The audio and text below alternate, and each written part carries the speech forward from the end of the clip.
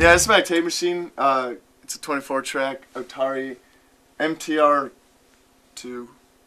MTR-90 II or whatever. I don't know. I picked it up. It's used, but it's vintage, I guess. I don't know. Vintage 80s. 24 tracks, analog 2-inch tape. A lot of times, a lot of sessions I'll run everything on tape, start to finish, and then do the 2-mix bounce into Pro Tools. So we'll do all the mixing on the board, and there's only one analog to digital conversion. And we do that at an HD rate, 96K, 88, whatever, and it sounds great. It does. A little noisy, but there's nothing wrong with noise. With Pro Tools, there'll be times where we'll track everything on tape, 24 tracks on tape, and there's still more tracking to be done, and so we transfer it over to Pro Tools, and because we're going to mix in Pro Tools anyways, because there's automation. It's taking the best of both worlds, really. You get the thick, warm, cliche, but warm tone from tape. There's just more saturation. There's more noise. Yada yada. That's why people like it. But I like tape because it forces a limitation on the musician.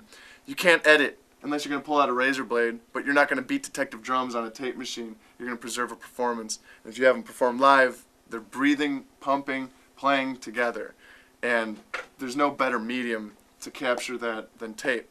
By forcing those limitations, it really breeds creativity, and it's great. And it's one of my tools. I like to make musicians make decisions instead of make new tracks. You make a decision, and don't fix it in the mix.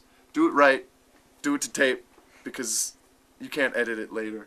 And sort of have that mentality going into it. You're doing it to tape. It's instant gratification. You're hearing it back. It sort of compresses the music.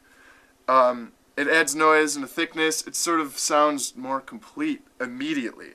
Where Pro Tools is so clean. There's no life in it. It's medical, sterile. But that's where it excels.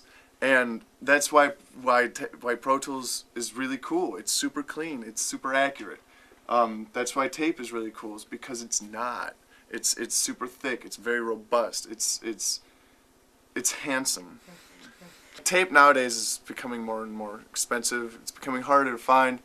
There's still there's other formulas out there and options you can use. I'm still discovering new formulas, and old new stock is still to be found. GP9, Quantigy, GP9 is it's what it's calibrated at, sort of the standard. I really do like the 900. I think that's Bassif 900.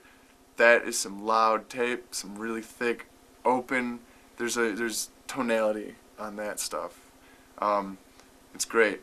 So if you can find old 456 Ampex that's not shedding, that tape it's +4, and my machine's calibrated at +9. So you're saturating the tape. It can't get any louder.